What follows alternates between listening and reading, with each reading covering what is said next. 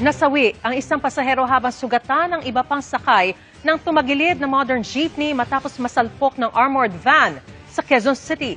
Ang mitsa na aksidente sa pagtutok ni Jomer Apresto.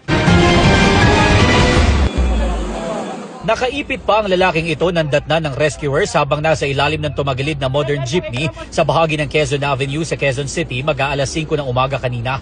Tumagal ng isang oras bago siya tuluyang naiangat ng rescuer at agad isinakay sa stretcher. Isa siya sa hindi bababa sa 15 pasahero na lula ng tumagilid na jeep. Ang lalaking ito, duguan at may benda pa sa kanang mata habang inaalalayan papasok ng ambulansya. Habang ang ibang pasahero, pinaupo muna sa Center Island habang nilalapatan ng paunang lunas bago isugod sa ospital. Sugatan din ang mismong driver ng modern jeep. Sa kwento niya, isang armored van ang biglang bumangga sa kanila. Biting the red light yung armor eh. Ay nakaguna kami. Kaya binangga